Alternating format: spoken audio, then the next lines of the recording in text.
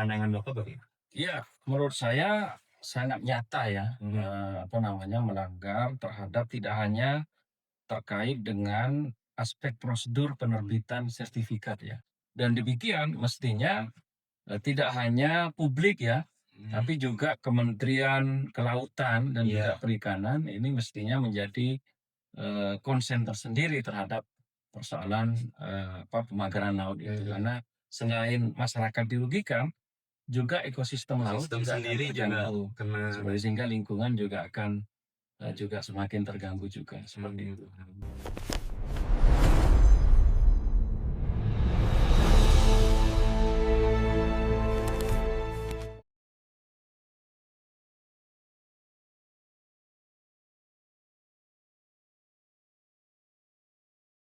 Selamat malam Bapak. Alam.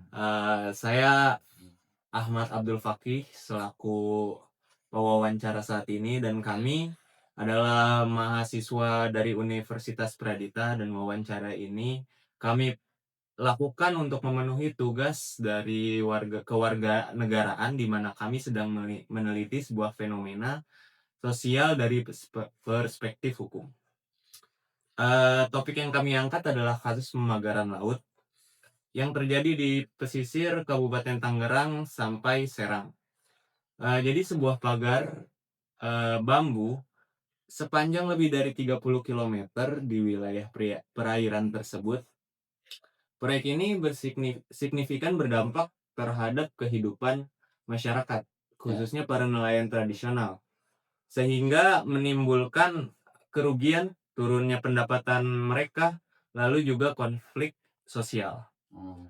Kami menganalisis dari sudut pandang hukum, karena kami melihat bahwa kasus ini melanggar khususnya pada pasal 33 ayat 3 Undang-Undang Dasar 1945 yang menegaskan bahwa bumi dan air dan kekayaan alam sebesar-besarnya untuk kemakmuran rakyat, dan undang-undang lainnya yang berkaitan. Jadi tujuan kami mewawancarai Bapak ini untuk mendapatkan pandangan dan analisis ahli dalam bidang perspektif dalam hukum mengenai potensi pelanggaran yang terjadi di dalam kasus ini. Ya. Menurut Bapak, atau menurut dari pandangan Bapak sendiri terhadap proyek sebesar ini, sebagai ahli hukum kita bicaranya, bagaimana pandangan Bapak terhadap kasus pemagaran laut yang merupakan akses publik di sebuah perairan? Ya, menurut saya memang terkait dengan pemagaran laut ini, yang pertama harus dilihat siapa yang memberikan izin ya. Siapa yang memberikan izin terhadap pemagaran tersebut. Itu yang pertama. Yang kedua, baru kemudian kenapa pemagaran tersebut dapat atau bisa dilakukan oleh misalnya oknum yang melakukan pemagaran. Yang ketiga, perizinan apa yang dimiliki oleh seseorang yang melakukan pemagaran tersebut.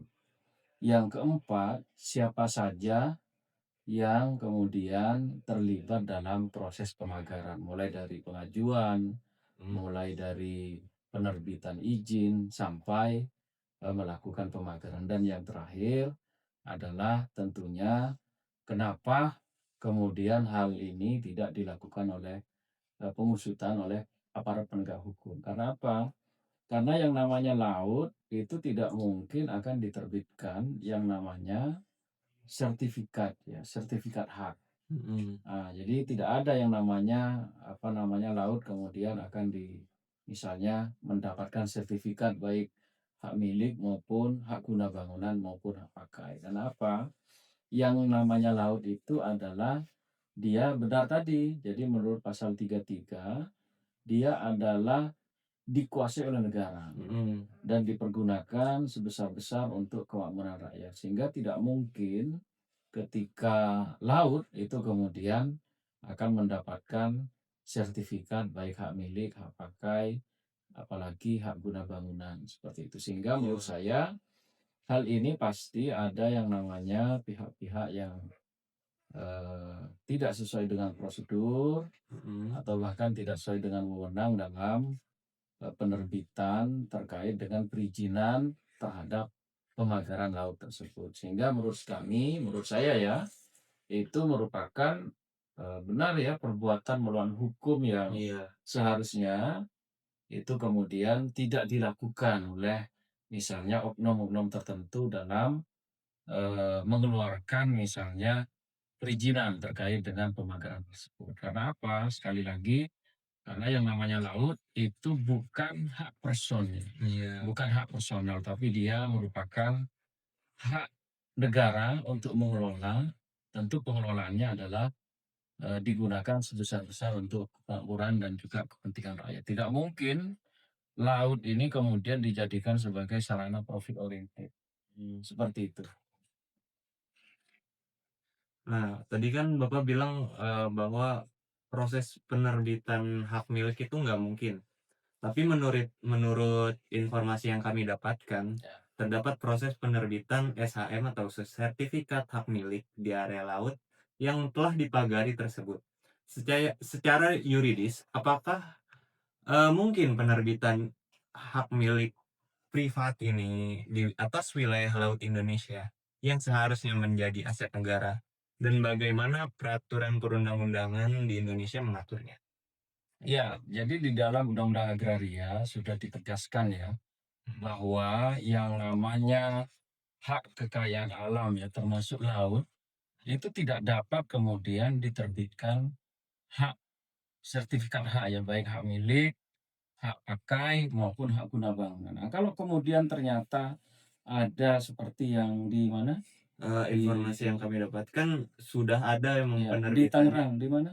di Kabupaten Ya, Tangerang dan Serang. di Kabupaten Tangerang atau Serang, maka mestinya itu dapat dibatalkan ya, Mhm. dapat dibatalkan oleh pejabat yang mengeluarkan sertifikat tersebut. Karena apa? Karena pasti itu tidak sesuai dengan prosedur yang ada ya, dan pasti tidak sesuai dengan wewenang. Pasti penerbitannya ada problem di dalamnya. Bisa jadi misalnya ada permainan ya kan, permainan dalam pengeluaran terkait dengan sertifikat hak tadi seperti itu. Sehingga mestinya tidak perlu kemudian, sampai ramai seperti yang terjadi seperti kemarin. Mhm. Mestinya ketika pejabat paham bahwa laut itu tidak mungkin kemudian Dibangun. dibuatkan sertifikat apalagi dilakukan Iya. pembangunan atas nama misalnya Nasional atau korporasi kota, ya. iya. Itu tidak mungkin, karena tidak mungkin yang namanya laut itu kemudian dikomersilkan seperti itu. Karena ada hak negara yang kemudian untuk melakukan pengelolaan dan tentunya pengelolaan tersebut digunakan sebesar-besar untuk kemakmuran rakyat, Orang seperti rakyat. itu. Iya. Dan pada Undang-Undang Nomor 27 Tahun 2007, pada pasal 9 ayat 3 itu menegaskan kewajiban pemerintah untuk menjamin hak akses masyarakat, dan pada pasal 35.1 melarang pembangunan yang merugikan masyarakat sekitar. Tetapi dampak yang dialami nelayan, pada masyarakat, Kabupaten Tangerang dan Serang, seperti peningkatan biaya operasional, lalu pengurangan, hasil tangkap itu sangatlah nyata. Apakah kondisi ini cukup untuk dikategorikan sebagai pelanggaran langsung terhadap, pasal-pasal tersebut? Menurut pandangan Bapak bagaimana? Iya, menurut saya sangat nyata ya, Mhm. melanggar terhadap tidak hanya terkait dengan aspek prosedur penerbitan sertifikat ya, Mhm. tapi juga terkait dengan aspek lingkungan ya. Iya. Karena memang di lingkungan pinggir laut itu sejatinya atau seharusnya itu kemudian tidak diterbitkan yang namanya pemagaran laut. Mmm. Apalagi kemudian dimanfaatkan untuk kepentingan profit tadi ya. Betul. Karena kepentingan sosial itu jauh lebih harus didahulukan oleh negara Iya. ketimbang dari kepentingan personal yang bersifat profit oriented. Mestinya masyarakat sekitar itu lebih didahulukan daripada misalnya kepentingan korporasi yang tentunya ketika dia adalah perseroan terbatas, maka jelas tujuannya adalah untuk mencari profit oriented. Sedangkan rakyat dia hanya Dia hanya mencari makan ya sehari-hari untuk kepentingan keluarganya dan tidak mungkin yang bersangkutan tentunya akan sampai mengeluh sebesar-besar yang kemudian tidak diharapkan oleh kita bersama, seperti itu. Hmm. Selain dampak sosial dan ekonomi, eh, pada Undang-Undang Nomor 32 Tahun 2009 tentang Perlindungan dan Pengelolaan Lingkungan Hidup Ya. itu mewajibkan setiap kegiatan mempertimbangkan keberlanjutan. Ya. Apalagi kita membahas tentang ekosistem laut ini. Ya. Nah, apakah pemagaran laut ini masif berpotensi untuk melanggar hukum lingkungan? Misalnya kayak merusak ekosistem laut. Ya. Bagaimana pandangan Bapak? Ya, menurut saya jelas ya. Jadi dengan adanya pemagaran, selain melanggar hak personal dari nelayan, itu Iya. tentunya seperti yang disampaikan tadi, itu juga melanggar hak lingkungan. Mm-mm. Nah, hak-hak lingkungan ini seperti misalnya tumbuh dan berkembangnya terumbu karang, Iya. atau misalnya tumbuhnya ekosistem laut yang memang didasarkan kepada apa namanya ekosistem masyarakat dan juga tumbuh dan berkembangnya misalnya seperti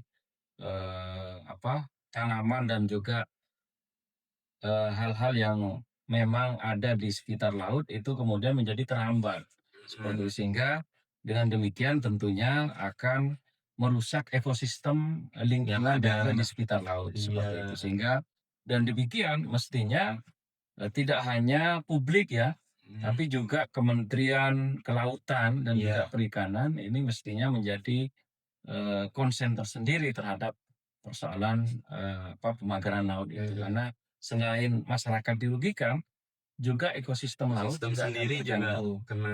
Sehingga lingkungan juga akan juga semakin terganggu juga seperti itu.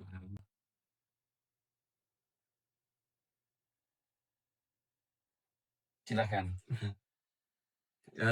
Kasus ini juga sempat mendapat perhatian hingga pagar tersebut disegel oleh para tentara nasional Indonesia. Menurut Bapak, langkah penegakan hukum apa yang seharusnya diambil terhadap para pelaku di balik pembangunan pagar yang diduga ilegal ini? Ya. Dan apa saja sanksi pidana atau perdata yang relevan untuk mereka dikenakan? Ya, menurut saya mestinya sanksinya itu tidak hanya dikenakan kepada berbagai oknum yang ada di masyarakat sekitar ya. Contohnya hanya kepada kepala OJK. desa, ya kan. Tapi juga harus menyentuh kepada mereka yang menerbitkan sertifikat. Misalnya oknum BPN, ya kan. Berarti orang pemerintah ya, Pak? Ya, jadi kalau sertifikat itu kan dikeluarkan oleh BPN. Ya. Juga bisa juga melibatkan atau dikenakan pasal 55 turut serta kepada mereka yang semua terlibat dalam proses penerbitan sertifikat tersebut. Sehingga menurut saya ini tidak hanya mereka yang hanya di kulitnya saja, tapi harus kita Sampai lebih jauh ya, lebih bagian jauh. dalamnya. Ya, siapapun yang terlibat dalam penerbitan sertifikat terkait dengan pagar laut ini harus diusut, termasuk pihak swasta yang mengajukan. Karena ini sangat aneh sekali ya, sangat aneh sekali karena di laut bisa diterbitkan sertifikat. Sehingga milik. saya meyakini dan juga menduga bahwa ini ada semacam permainan atau kong kali kong dengan pejabat sekitar ya, sehingga kemudian bisa diterbitkan sebuah sertifikat hak seperti itu. Berarti menurut Bapak sanksi pelaku atau yang diduga pelaku ini akan sangat berat? Ya, mestinya harus dilakukan kajian yang mendalam sehingga sanksi terhadap pelaku ini tidak hanya melalui tindak pidana misalnya, tindak pidana umum saja, tapi juga dapat dicontohkan dengan tindak pidana lingkungan dan bahkan kalau terbukti ada permainan bisa dilakukan tindak pidana korupsi atau penyuapan. Berarti Seperti itu. pasal berlapis. Ya, berlapis harusnya seperti demikian. Nah, Sebagai seorang praktisi hukum, Ya. apa rekomendasi kebijakan atau langkah hukum yang strategis, yang Bapak sarankan agar hak-hak nelayan dapat dipulihkan dan kejadian serupa tidak akan terulang di masa depan, khususnya di negara kita, Indonesia? Ya, langkahnya ada 2 ya. Yang pertama langkah preventif.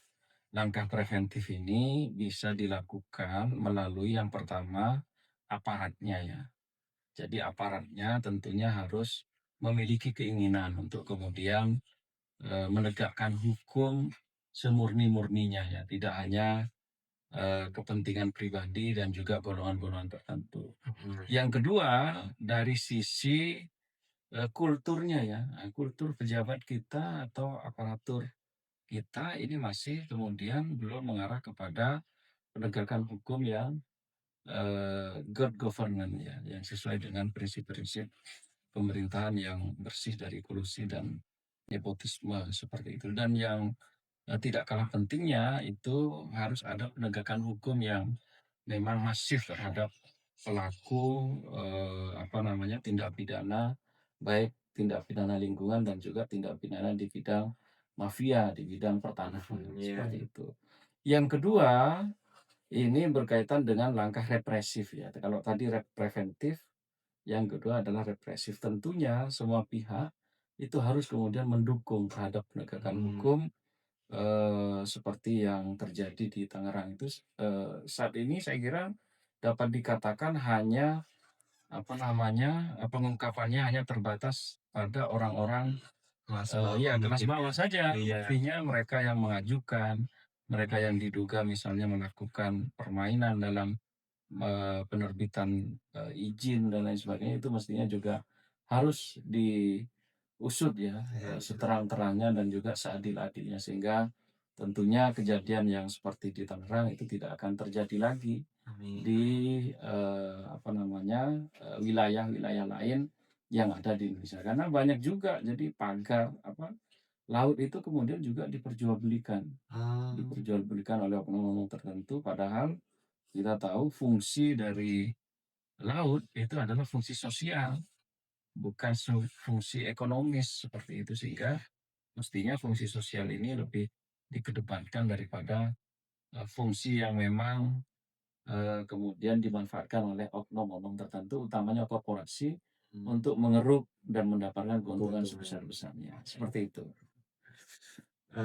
Baik Bapak Ya, Sofyan, kami dapat menarik kesimpulan yang penting dari ya, penjelasan Bapak, terutama, mengenai potensi pelanggaran serius terhadap Undang-Undang Dasar ya, 1945, ya, lalu Undang-Undang Dasar Pengelolaan Wilayah Pesisir, lalu, lingkungan hidup, dan mereka ini yang mengabaikan hak-hak konstitusional, ya, seorang nelayan.